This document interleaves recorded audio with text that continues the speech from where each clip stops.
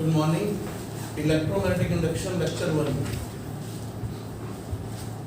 Electromagnetic induction एक बहुत important phenomenon है जो डेली लाइफ में बहुत यूज होता है। आज उसके बारे में बातचीत शुरू करेंगे। इसको स्टार्ट करने के लिए सबसे पहले जो टर्म आपको मालूम होनी चाहिए that is magnetic flux.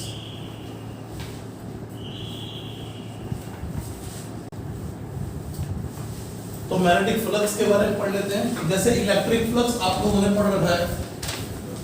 Electric flux की डेफिनेशन थी electric field lines crossing any area normally.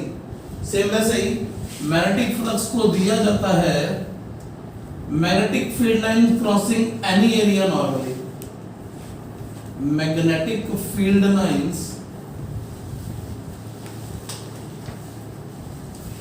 Crossing any area normally. मतलब परपेंडिकुलर टू एरिया जितने फील्ड लाइंस क्रॉस करेंगे उसे क्या बोलेंगे? मैग्नेटिक फ्लक्स बोलेंगे। तो फाई का फॉर्मूला है हमारे पास बी ए कॉस थीटा। जैसे ये पढ़ा था E A cos theta, similar to that area vector की डायरेक्शन में ध्यान है कि परपेंडिकुलर टू एरिया आउटवर्ड लेनी होती है। और सरफेसेस दो प्रकार की होती है, ओपन सरफेसेस और क्लोज सरफेसेस। इसके अंदर भी सेम सिचुएशन रहेगी। मान लीजिए ये मैग्नेटिक फील्ड लाइंस है और मैग्नेटिक फील्ड की वैल्यू वेक्टर बी है। इसमें कोई एरिया यू है तो इसमें एंटरिंग फ्लक्स लिविंग फ्लक्स का कोई नाम नहीं होगा, क्योंकि ये कैसी सरफेस है? ये 2D सरफेस है जिसे ओपन सरफेस कहते हैं। तो इसमें एंटरिंग लिविंग कोई नाम नहीं है। फ्लक्स लिंक्ड बोलना होता है। फ्लक्स कितना लिंक होगा? अगर इसका एरिया ए है तो एरिया वेक्टर और बी वेक्टर के बीच का जो एंगल होगा वो या तो 0 डिग्री बोला जाएगा या 180 डिग्री बोला जाएगा।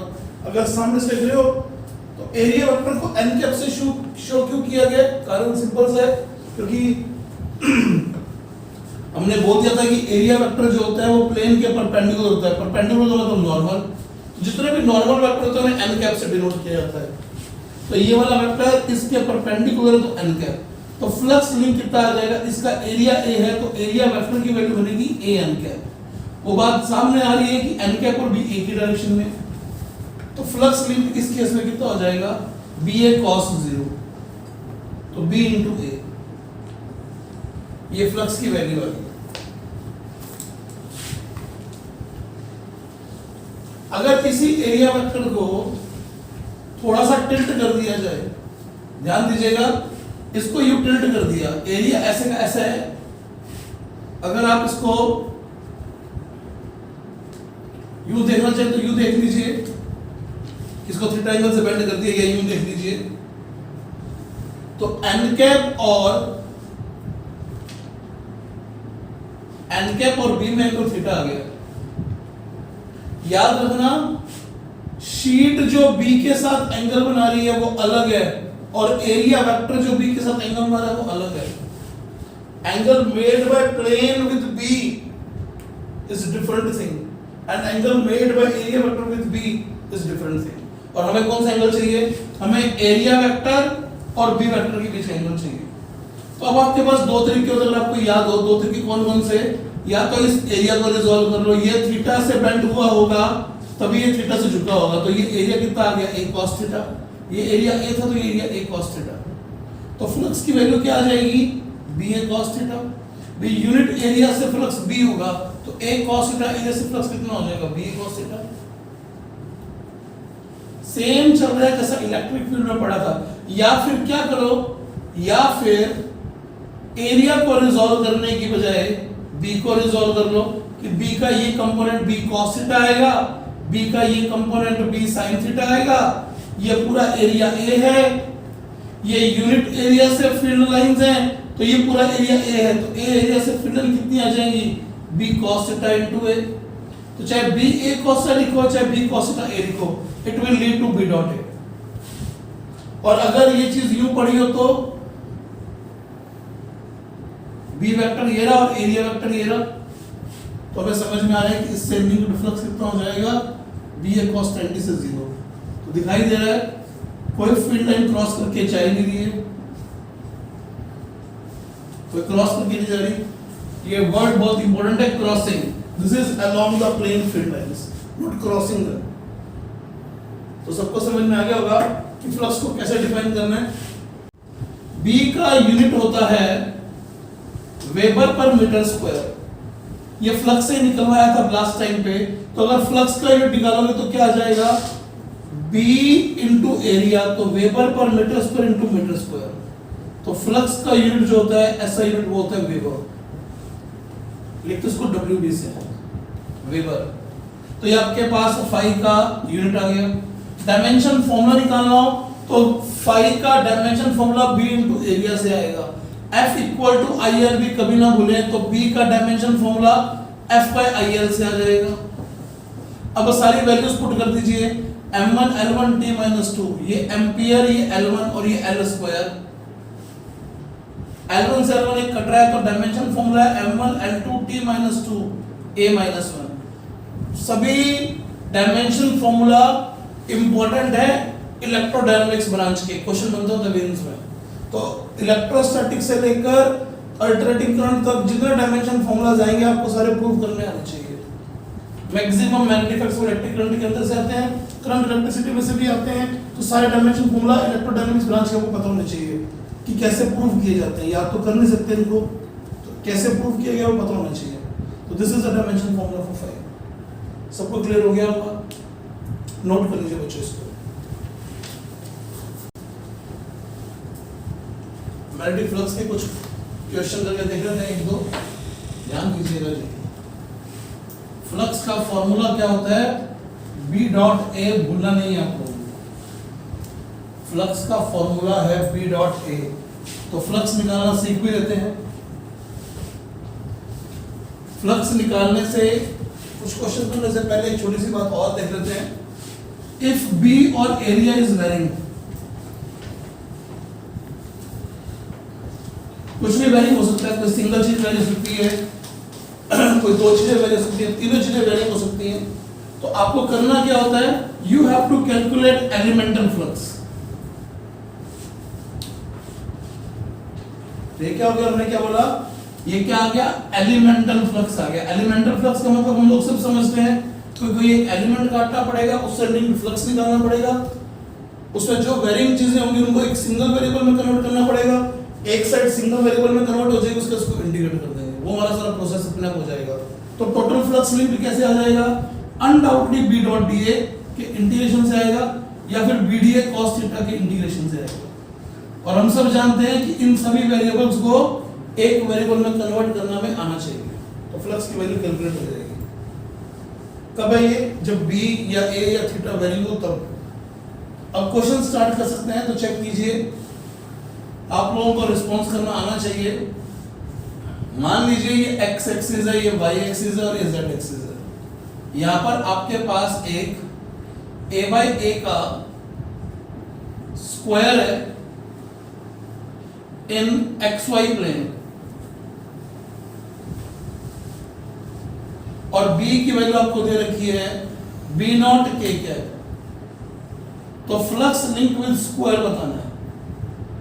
रिस्पॉन्ड कर दो भैया तुम लोग, हिसाब करना बी ए स्क्वायर कैसे, एरिया वेक्टर खुद के क्या लोग आ गया, ए बाय ए, ये एरिया हो गया, या तो यू लेंगे या यू लेंगे।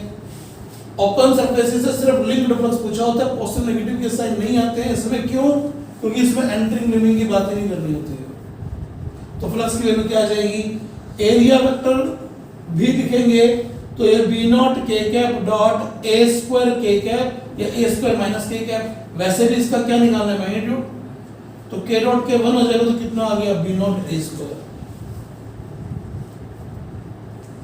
समझ में आ गया होगा?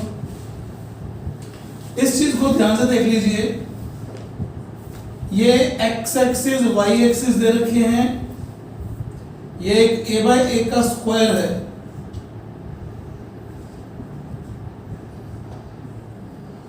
जो 30 डिग्री से बाहर निकाल रखा है,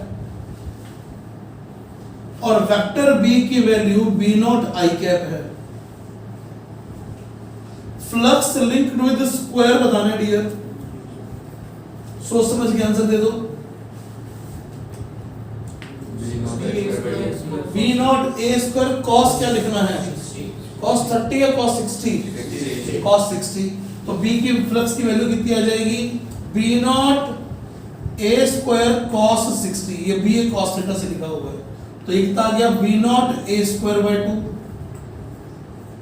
60 क्यों लिखा, इसको आप समझ सकते हैं टॉप व्यू से, ये एक्स एक्सिस था, वाई एक्सिस ले लिया हम लोगों ने, ये वाला एरिया वेक्टर यहां से 30 डिग्री घुमा हुआ है, तो एरिया वेक्टर यूं जाएगा, इसका टॉप व्यू देख रहे हैं डियर, तो ये शीट ये रही, ये प्लेन ये रहा जो एक्स एक्सिस 30 डिग्री पे पड़ा है।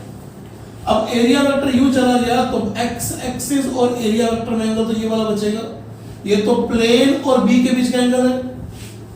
थोड़ी देर पहले बताया था कि प्लेन और बी के बीच का एंगल नहीं चाहिए, हमें तो नॉर्मल के साथ क्या एंगल चाहिए, ये 30 या 60, तो ये 60। तो तुम सबको समझ में आ गया कैसे चीजों को डिसाइड करना है इन क्वेश्चंस के अंदर, बोलो जी, सबको पता लग गया ना। नेक्स्ट क्वेश्चन देखिए, ये क्वेश्चन नंबर 1 था, ये क्वेश्चन नंबर 2 था। क्वेश्चन नंबर 3, ये आपके पास एक्स वाई, ये a बाय a का एक स्क्वायर, और जो b वेक्टर दे रखा है वो b नॉट आई कैप दे रखा है।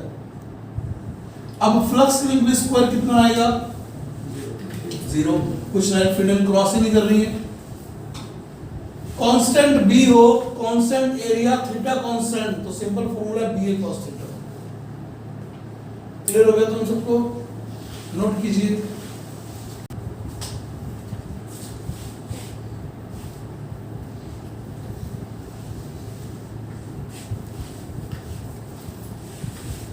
फ्लक्स निकाल के दिखाइएगा।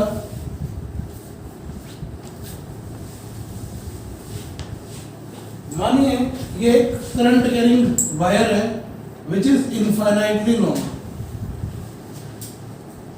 having current I।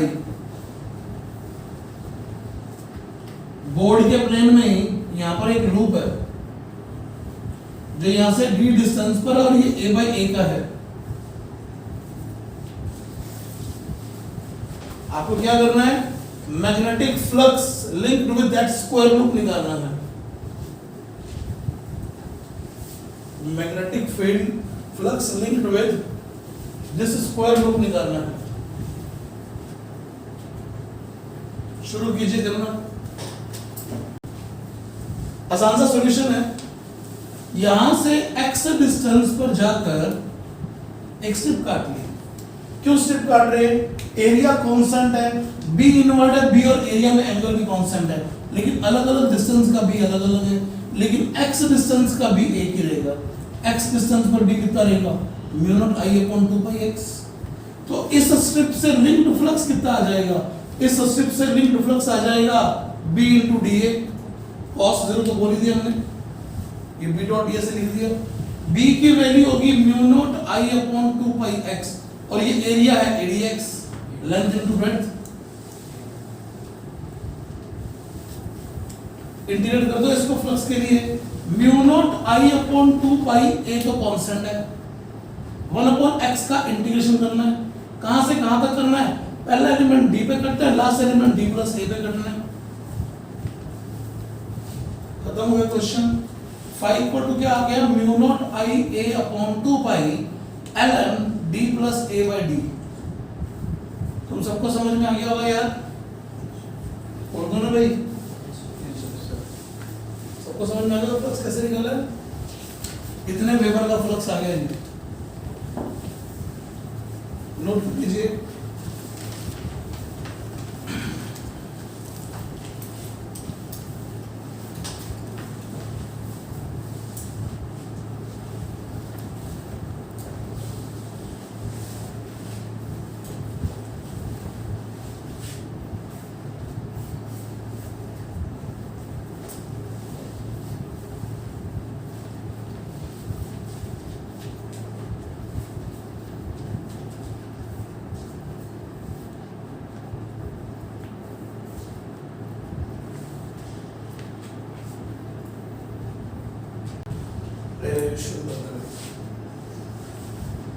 Next question ले रहे हैं फ्लक्स के लिए ही। इस रीजन में बी दे रखा है आपको, यूनिफॉर्म है, और b की वैल्यू है माइनस बी नॉट ए है। इस तरफ आपके पास एक सेमी सर्कुलर डिस्क है जिसकी रेडियस है a। t equal to 0 instant है, t टाइम पर ये ओमेगा कांस्टेंट से घूमना शुरू करती है, ये डिस्क घूमना शुरू करती है। क्वेश्चन की वर्डिंग ये है flux as function of time बता दो, और टाइम का फंक्शन तो दे दिया एक बार के लिए 0 से पाई बाय ओमेगा। इसके बाद का फंक्शन भी आप लोग निकाल सकते, कोई बड़ी बात नहीं है, लेकिन इस फंक्शन में निकालना है आपको। तो कैसे सोल्व होगा सोच लीजिए आप लोग। b कांस्टेंट है, जब ये अंदर जाएगा तो b और एरिया वाले वेक्टर में एंगल भी कांस्टेंट है, लेकिन घूमते समय अंदर का एरिया बढ़ रहा है, तो a वेरिंग है। तो t टाइम पर कितना एरिया अंदर की तरफ है वही निकालना है आपको। तो इस डिस्क को घुमा लीजिए, ये t इंस्टेंट शो कर दीजिए। t इंस्टेंट शो करने के बाद हमें ये डिसाइड करना है कि कितना सेगमेंट अंदर आ गया। ये एंगल वाइज तो ओमेगा टी अंदर आ गया, लेकिन एरिया कितना अंदर आ गया। किसी सेगमेंट का एरिया जो होता है, अगर रेडियस a हो, ये एंगल थीटा हो, तो इसका एरिया दिया जाता है थीटा a स्क्वायर बाय 2 से। चेक कर लीजिए, थीटा अगर 2 पाई होगा तो ये पूरा पाई a स्क्वायर बनेगा, थीटा पाई होगा तो ये आधा पाई a स्क्वायर बाय 2 बनेगा। इसका मतलब फ्लक्स की वैल्यू कितनी आ गई, बी ए टी टाइम का cos 0, तो ये फ्लक्स टी टाइम का आ गया। बी तो कांस्टेंट ही है, बी का मैग्नीट्यूड है बी नॉट, टी टाइम का एरिया अंदर आ गया theta A square by 2, theta must be in radian, तो ये एंगल कितना अंदर आ चुका है ओमेगा टी। तो theta A square by 2, this is the flux as a function of time within this time interval. समझ में आ गया जी सबको? अगर कोई कह दे इससे अगले टाइम इंटरवल पे बताओ, तो अब ये इंस्टेंट कौन सा आ गया, ये इंस्टेंट आ गया t equal to pi by omega. इसके अगले इंस्टेंट पे फ्लक्स बढ़ेगा या घटेगा, तो साफ दिखाई दे रहा है अब ये एरिया कम होना शुरू हो गया। तो एक बार इसको भी लिख के देख लो। अब करना क्या है, अगले टी टाइम में इतना ये बाहर चला जाएगा, उतना या माइनस करके लिखना है, उतना थीटा माइनस करके लिखना है आपको। तो ट्राई कर लीजिए इसको।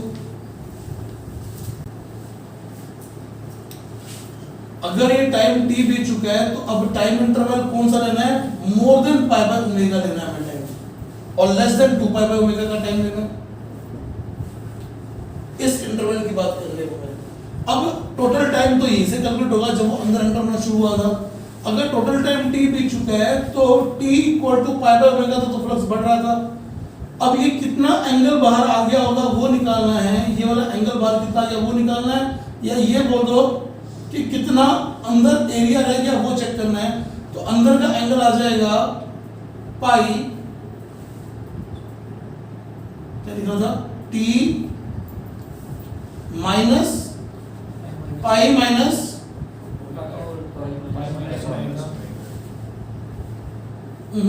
पाई minus omega time t minus pi by omega. ये थीटा की वैल्यू होगी हमारे पास a square by 2, t equal to pi by omega put करोगे तो pi a square by 2 area आ जाएगा। और ये इंस्टेंट सारे कौन से होंगे जो भी इस इंटरवल में आ रहे हैं। तो फ्लक्स की वैल्यू कितनी आ जाएगी, b नॉट एरिया cos 0।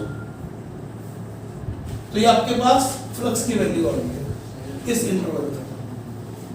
ठीक है जी, क्या चीज शुरू से ये तो लिख रहे हैं, क्या हो गया,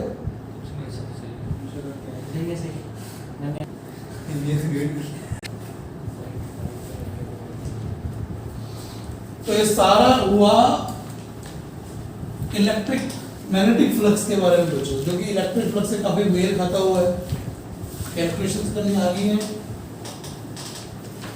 मैग्नेटिक फ्लक्स कैसे निकालते हैं वो हमें क्लियर होना चाहिए, क्योंकि इस पूरे चैप्टर में मैग्नेटिक फ्लक्स का वेरिएशन स्टडी करना है।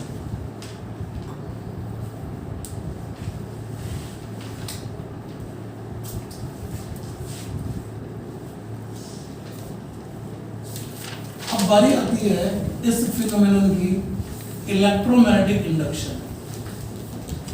इसके लिए सबसे पहले जो ऑब्जर्वेशन ली वो थी फैराडे की ऑब्जर्वेशन। तो फैराडेज ऑब्जर्वेशंस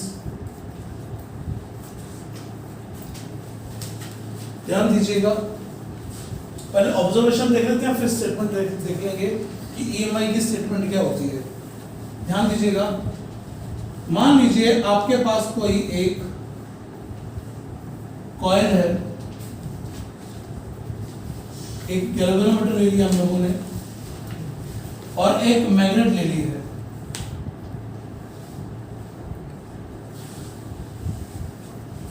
ऑब्जर्वेशन बहुत सारी लिखी जा सकती है, एक करके चेक कीजिए। अगर नॉर्थ पोल को पास लेके आते हैं तो ये गैल्वेनोमीटर की जो नीडल है, पॉइंटर है, वो डिफ्लेक्शन शो करता है किसी तरफ, किसी भी तरफ कर सकता है। वो टर्न्स पे डिपेंड करता है कि टर्न्स किस तरफ के अंदर के अरेंजमेंट पे डिपेंड करता है, लेकिन इसको पास लेके आओगे तो डिफ्लेक्शन शो करेगा। अगर नॉर्थ पोल को इस कॉइल के पास होते दूर लेके जाओगे तो डिफ्लेक्शन फिर भी शो करेगा, लेकिन अब डिफ्लेक्शन अपोजिट डायरेक्शन की आएगी। इसको स्लो लेके आओगे तो डिफ्लेक्शन कम आएगा, तेजी से लेके आओगे तो डिफ्लेक्शन ज्यादा आएगा। इसको रोककर अगर कॉइल को मूव करोगे तो भी डिफ्लेक्शन आएंगे। अगर दोनों को सेम स्पीड से चलाओगे तो कोई डिफ्लेक्शन नहीं आएगा। तो सिंपल सी स्टेटमेंट है, whenever magnetic flux linked with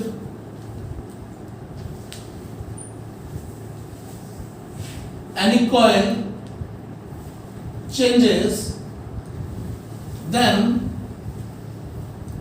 an EMF induces, and if circuit is closed, then current also induces,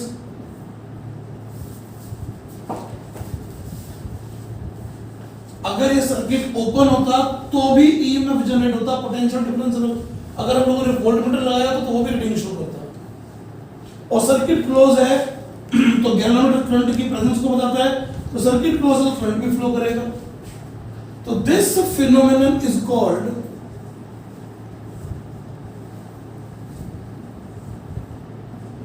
electromagnetic induction.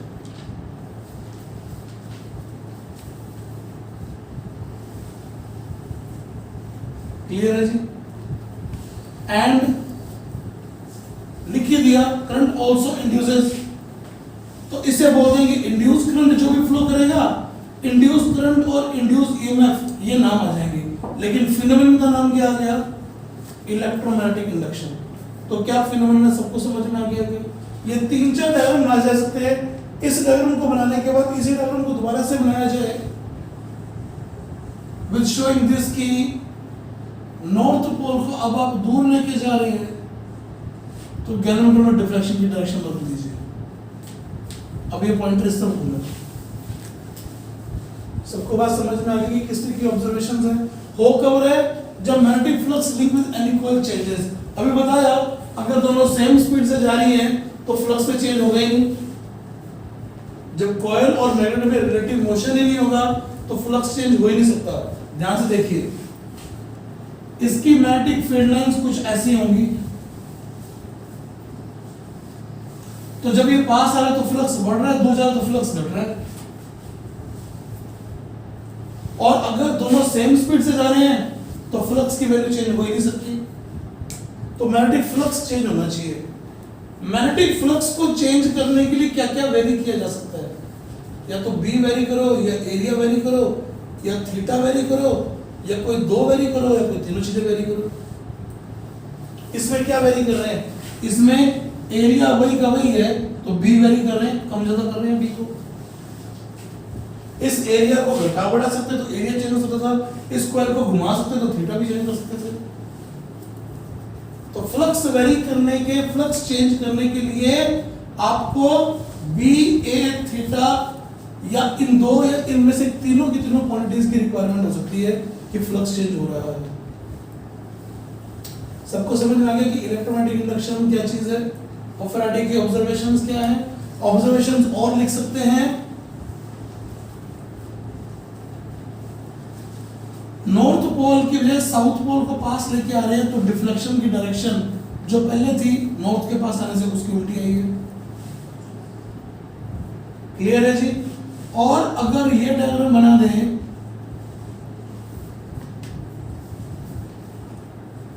कि दोनों v स्पीड से जा रहे हैं तो इसका पॉइंटर 0 पे रहेगा।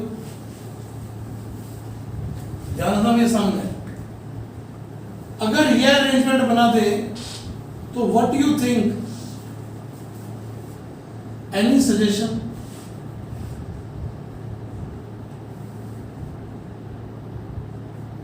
इसको नजदीक बनाता हूं, इक्वी डिस्टेंट मान के चलिए दोनों को, दोनों सेम स्पीड से आ रहे हैं।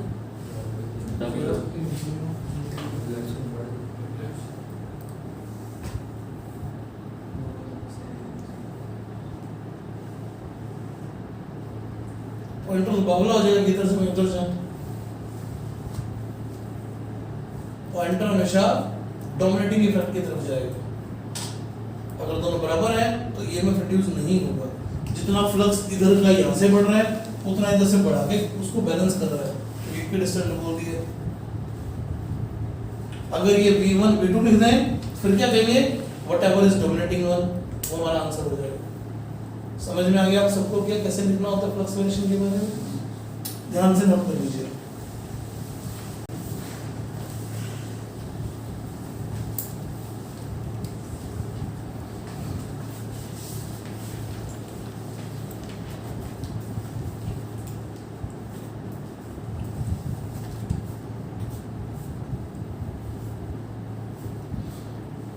अभी तक ये नहीं बताया मैंने आपको कि इसके पीछे का कारण क्या है और ये क्यों इंड्यूस होता है। इसका कारण फैराडे ने नहीं, लेंज ने प्रूव करके दिया था।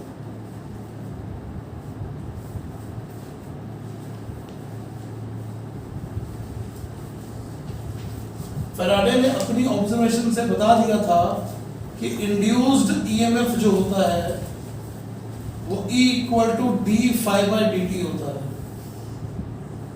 ये E का मैग्नीट्यूड है। इसने इसके साइन के बारे में कोई कमेंट नहीं किया था। इंड्यूस ईएमएफ कितना है, ये फाई क्या चीज है, total flux linked with coil, उसका वेरिएशन स्टडी करना है D phi by D T. तो ये phi total flux at time t है ये, क्योंकि टाइम वेरिंग फंक्शन है। करंट कितना आ जाएगा, E बाई आर से आ जाएगा। आई के भी किससे आ जाएगी, E बाई आर से आ जाएगी। लेकिन हमें प्रॉपर आंसर से निकालने हैं तो फिर इस फैराडे की ऑब्जर्वेशन से ये फैराडे का लॉ है, लेकिन विद साइन विद कॉस ये लॉ दिया था लेंज ने, जो हम लेंज लॉ के अंदर पढ़ेंगे बच्चों में। चलिए यहाँ तक सब नोट कर लीजिए आप लोग।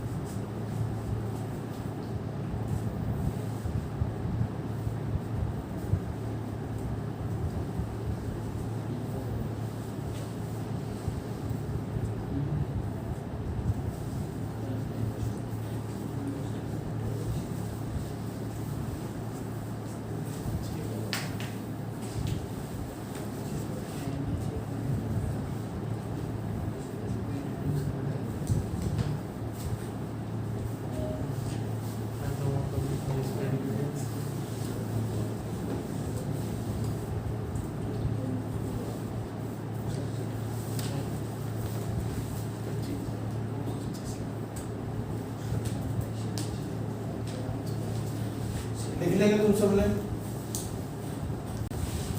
ये थी फैराडेज ऑब्जर्वेशन और ये था फैराडे लॉ, लेकिन सारी डिस्कशन की जाती है अंडर लेंज लॉ। तो वही स्टेटमेंट देखते हैं क्या चीज है।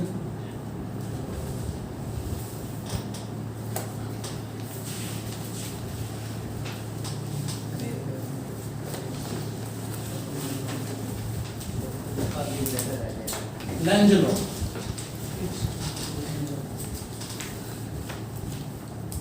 अकॉर्डिंग टू लेंज लॉ जो इंड्यूस ईएमएफ की वैल्यू होती है वो rate of change of flux के बराबर ही होती है, बट स्टेटमेंट क्या होती है ध्यान से देखिएगा। whenever magnetic flux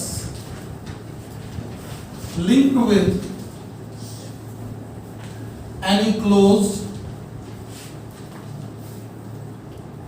or open circuit changes, then an EMF induces, and for closed circuit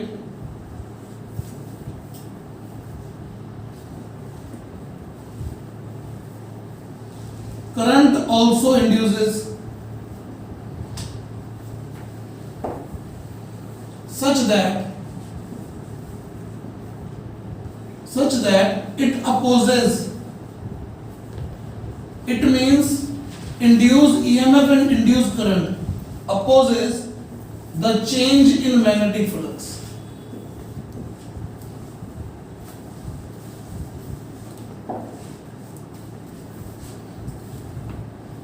जो मैग्नेटिक फ्लक्स में चेंज हो रहा है उस चेंज का अपोज करेंगे कौन? जो इंड्यूस ईएमएफ होंगे और जो इंड्यूस करंट होंगे। बेसिकली अपोज तब होता है जब करंट इंड्यूस होता है, क्योंकि वही फोर्स लगा सकता है। ध्यान से देखिएगा, मैथमेटिकल स्टेटमेंट है E equal to minus d∅dt। E induce, ये क्या चीज है? यह है induced EMF. Negative sign shows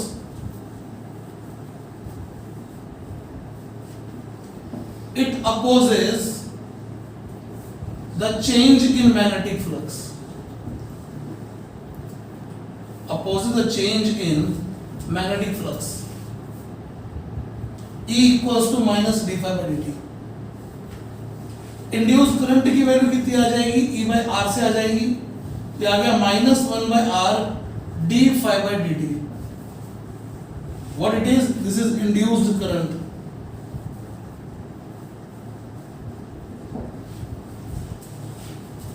E equal to minus d∅dt और I equal to -1 by R d∅dt. देखते चलिए साथ साथ में। This law is based upon conservation of energy. This law is based upon, लिख लो, this law is consequence of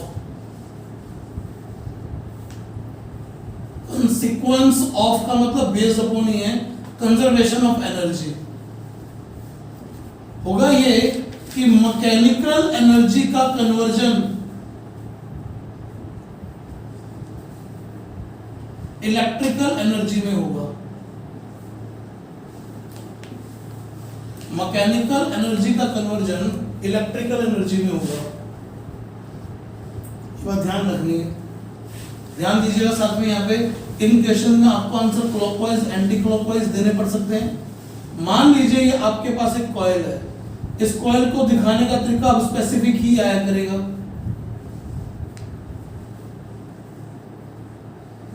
ये A B लिखा होगा, गैल्वेनोमीटर का पॉइंटर राइट लेफ्ट जहां मर्जी मूव करे, लेकिन आपसे करंट की डिमांड होगी ए से बी या बी से ए। मान लीजिए ये नॉर्थ पोल है जो आप इसके नजदीक लेके आ रहे हैं और ये कॉइल फिक्स्ड है। अगर नॉर्थ पोल पास लेके आएंगे तो पक्का ये नॉर्थ पोल बनेगा, ये पक्का नॉर्थ पोल बनेगा।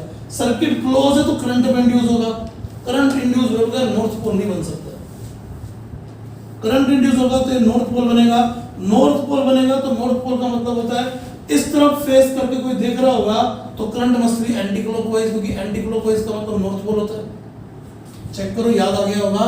एंटी क्लॉकवाइज करंट फ्लो कर रहा है तो ये नॉर्थ पोल को रिप्रेजेंट कर रहा है, क्योंकि मैग्नेटिक फील्ड ऐसी आएगी। और क्लॉकवाइज करंट फ्लो कर रहा हो तो ये साउथ पोल बनता होता है। और मैग्नेटिक फील्ड साउथ से नॉर्थ होता है। तो अगर ये नॉर्थ पोल बनेगा तो यहां से एंटी क्लॉकवाइज करंट दिखे तो ये करंट को यूं जाना पड़ेगा बॉस। तो आपको इंड्यूस करंट की डायरेक्शन समझ में आ गई होगी। अब ये इंड्यूस करंट हुआ, नॉर्थ पोल बना तो नॉर्थ नॉर्थ का अपोज करेगा, अपोज करे, लेकिन मैं जबरदस्ती लेके आ रहा हूं तो मैं उस अपोज के अगेंस्ट मैकेनिकल एनर्जी अपनी खर्च कर रहा हूं, मुझे जोर लगाना पड़ रहा है, मुझे वर्क करना पड़ रहा है, और वही किया गया वर्क यहाँ पर इलेक्ट्रिकल एनर्जी के फॉर्म में मिल रहा है। अब ये गैलोमीटर का पॉइंट राइट में घूमता है लेफ्ट में घूमता है वो अलग बात है, लेकिन पॉइंट ऑफ डिफ्लेक्शन जो शो करेगा। क्या सबको समझ में आ गया कि मैकेनिकल एनर्जी का कन्वर्जन इलेक्ट्रिकल एनर्जी में हो रहा है? ये हम लोग आगे जाके मैथमेटिकली भी प्रूव करेंगे कि जितना मैकेनिकल वर्क करेंगे उतनी इलेक्ट्रिकल एनर्जी मिलेगी आइडियल कंडीशंस में, अगर कोई लॉसेस नहीं हो रहे हैं तो हमें पूरा प्रूव करेंगे वहां पे। तो समझ में आ गया होगा आप लोगों को। इस नॉर्थ पोल को दूर लेके जाओगे तो दूर ले जाने का इम्पैक्ट क्या होगा कि ये दूर जाने का अपोज करेगा, क्योंकि फ्लक्स घटेगा, फ्लक्स घटेगा तो घटने का अपोज क्या होगा कि फ्लक्स को बढ़ाओ। चेक करना, इधर लेके आ रहे हो तो इधर का मैग्नेटिक फ्लक्स इंक्रीज हो रहा था, इसका अपोज क्या होगा कि तेरा मैग्नेटिक फ्लक्स इधर गया तो मेरा मैग्नेटिक फ्लक्स इधर का होगा, ये अपोज हो गया, ये अपोज हो गया। और अगर तुम इसी नॉर्थ पोल को दूर लेके जाओ, पहले तो एक कॉइल बना ली हम लोगों ने, अब ये नॉर्थ पोल दूर जा रहा है। अगर ये नॉर्थ पोल दूर जा रहा है तो समझिए ध्यान से कि ये वाली मैग्नेटिक फील्ड लाइंस कम हो रही है, तो कहेगा इधर की फ्लक्स कम हो रहा है क्योंकि इससे लिंक्ड फ्लक्स तो ऐसा ही था, इसको बढ़ाने के लिए कहेगा मुझे भी इधर का फील्ड बनाना पड़ेगा भैया क्योंकि कम हो रहा है। अब इधर का फील्ड बनाना पड़ेगा, इसका मतलब कौन सा पोल बनेगा? South pole. साउथ पोल का मतलब कौन सा करंट? Clockwise current. क्लॉकवाइज का मतलब करंट की डायरेक्शन ये वाली है। टर्न या तुम्हें ऐसे दिए होंगे या टर्न तुम्हें ऐसे दिए होंगे, ये भी सीख लो। अब ये टर्न पीछे से आ रहे हैं,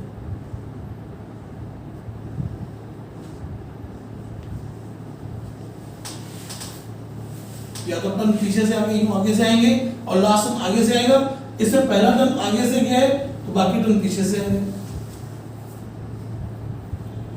बाकी सिचुएशन सेम ही है कि नॉर्थ पोल को पास लेके आ रहे हो या दूर लेके जा रहे हो। नॉर्थ को लेके आओगे तो नॉर्थ बनेगा। नॉर्थ का मतलब क्या हो गया? Current should be anti clockwise, तो एंटी क्लॉकवाइज यहां से यूं करंट जाएगा एंटी क्लॉकवाइज, तो इसमें करंट की डायरेक्शन ये वाली आएगी। ये अपनी कॉपी में आप खुद फिल कीजिए कि एंटी क्लॉकवाइज डायरेक्शन बनेगी तो ये चीज बनेगी, तो ये आपको बताना आना चाहिए। सबको समझ में आ गया कि लेंज लॉ की स्टेटमेंट लिखे कैसे कैसे लिखा गया? ध्यान से लिख लीजिए कुछ।